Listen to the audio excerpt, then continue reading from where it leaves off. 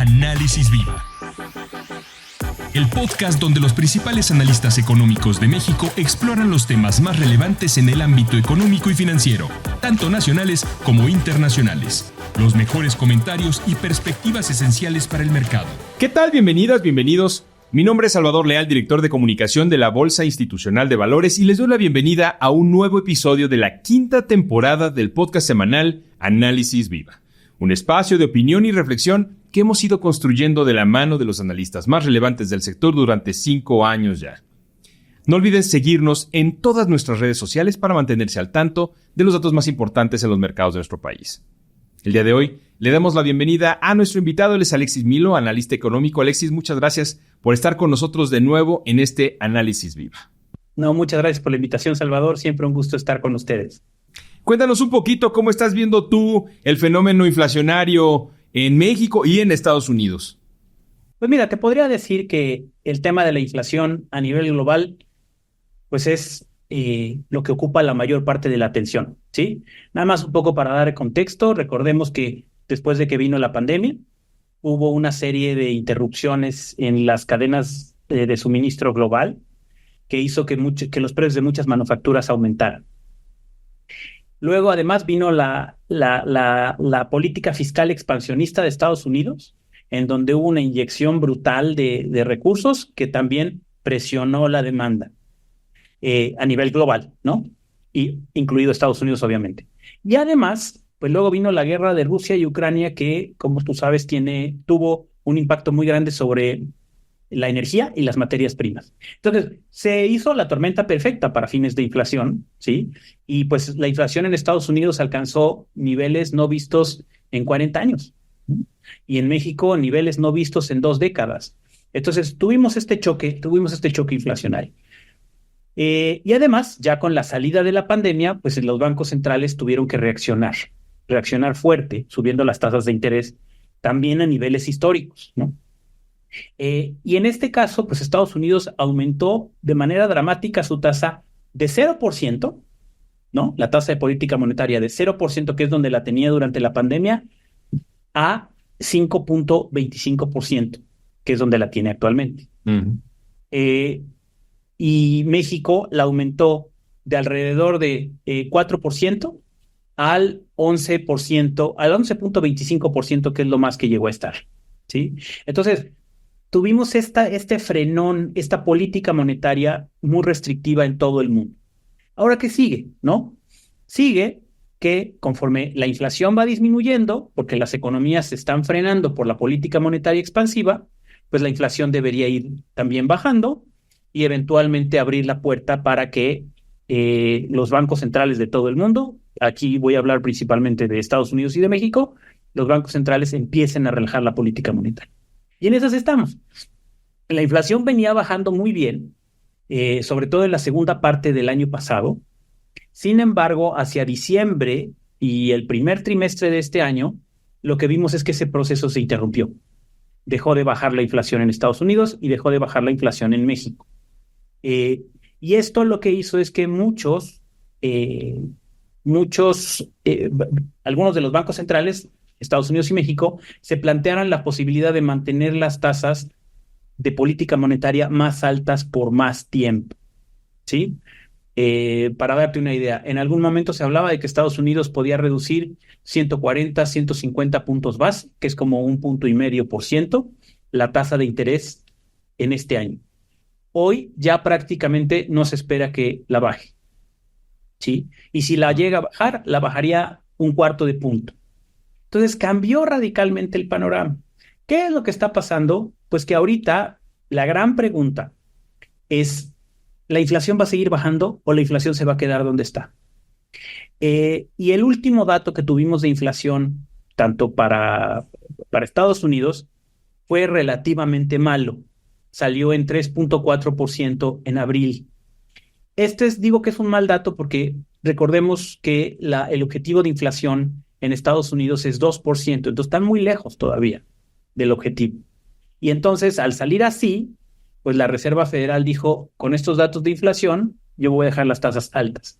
Y si además consideramos que la economía de Estados Unidos no está pagando un alto costo de estas altas tasas, es decir, no se está frenando tanto la economía y sobre todo no se está afectando tanto el mercado laboral, pues la Fed puede decir, la inflación está alta, mis tasas altas no le están afectando tanto a la economía, me voy a seguir así. Y yo creo que es muy probable que en este año no hubiera una baja de tasas, ¿no? Porque además, recordemos que los riesgos sobre la inflación siguen ahí. Sigue, digamos, ahora se complicó aún más con el conflicto en Medio Oriente, que pues corre el riesgo de tener un impacto grande sobre los precios de la energía. Pues es una región productora de energía. Y pues lo de Rusia-Ucrania, que tiene un efecto tan grande sobre las materias primas, no tiene para cuándo acabar, ¿sí? Entonces, en Estados Unidos es un poco ahí donde estamos, y por eso es que algunos incluso llegaron a sugerir, lo cual creo que es una exageración, que la Fed podría incluso subir su tasa de interés, ¿no? Justamente esta es como que pues la gran cuestión, ¿no? ¿Cómo está reaccionando, cómo están reaccionando tanto la Fed como Banxico de este lado de la frontera respecto a el fenómeno inflacionario? A través de la política monetaria, ¿cuál ha sido la manera en la que han reaccionado estas dos instituciones? Mira, en el caso del Banco de México, ha mostrado un celo muy grande por la inflación, ¿no? Y subió la tasa. Y fíjate que desde el año pasado, desde finales del año pasado y durante el primer trimestre de este año, los bancos centrales del resto de América Latina han bajado sus tasas, ¿sí? O sea, y aquí me refiero a los países grandes, Brasil, Chile, Perú, incluso Colombia, que tiene un problema de inflación mucho más grande que el nuestro, ha estado bajando sus tasas. En ese sentido, el Banco de México ha estado muy rezagado. Bajó 1/4 de punto en la última reunión. Y pues la gran pregunta es, ¿va a seguir bajando o no? Porque la inflación no cede, ¿no? Ya tenemos, el último dato que tenemos es la primera quincena de mayo, que justamente salió esta mañana, y pues la inflación anda arriba de 4%, ¿no? Para ser exactos, 4.78%, ¿no? Es decir, la inflación siguió subiendo. Entonces, en este contexto, yo creo que el Banco de México pues no va a bajar su tasa de interés en la próxima reunión, lo cual hace que México sea probablemente el país de América Latina que tiene las tasas de interés reales más altas, ¿no? Y que además, al mantener la tasa de interés alta, la política monetaria en una postura tan restrictiva, pues contribuye al superpeso, ¿no? A que el peso siga en niveles de 16.50, 16.60, que es donde lo vemos ahora, lo cual, a su vez, Salvador, pues también es un problema macro, porque con un peso así de fuerte, todas las exportaciones, el turismo, se ven afectados. Incluso el poder adquisitivo de las remesas se ve muy afectado. Claro. Más o menos el poder adquisitivo de las remesas en pesos, dado el peso tan fuerte, ha caído alrededor de un 20%, ¿no?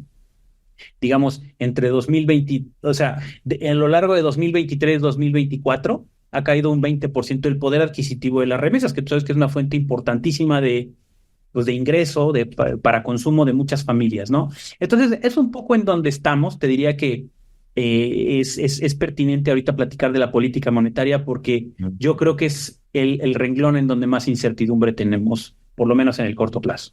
Oye, y justamente este poder adquisitivo que mencionas, no sé si sea lo suficientemente grande el efecto de las remesas como para poder mover un poco la aguja con respecto al producto, ¿no? Porque finalmente, pues ahí es donde se va a ver reflejado, se podría haber reflejado este tipo de movimientos.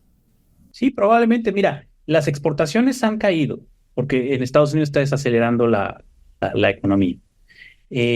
Los temas, el turismo, que tuvo obviamente un rebote muy grande después de la pandemia, también se está desacelerando y que es un servicio importante.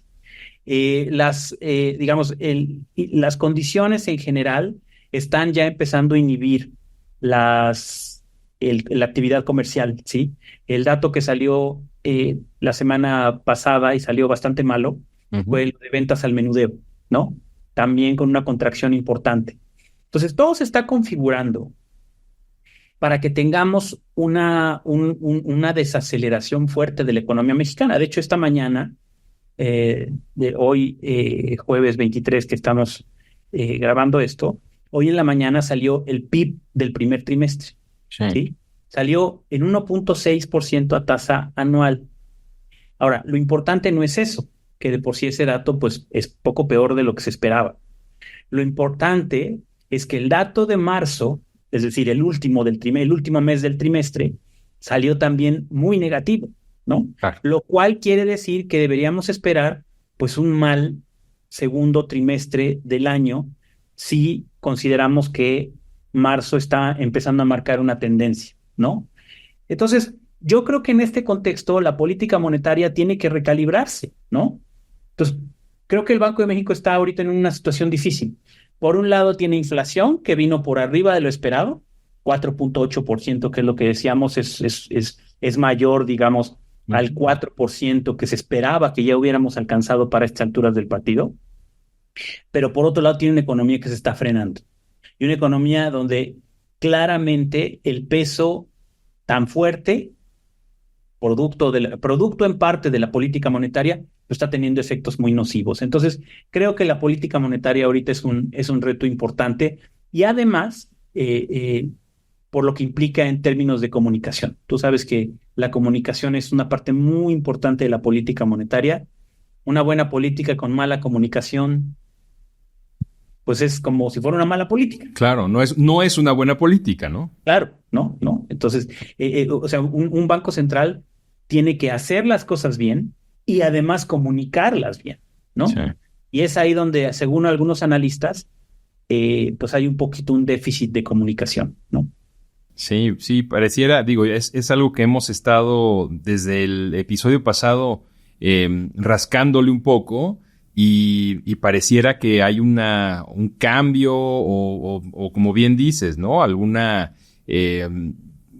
diferencia en cuanto a cómo se daban los mensajes y la comunicación del Banco de México antes y durante las últimas semanas que ha sido un poquito no tan disciplinada, ¿no?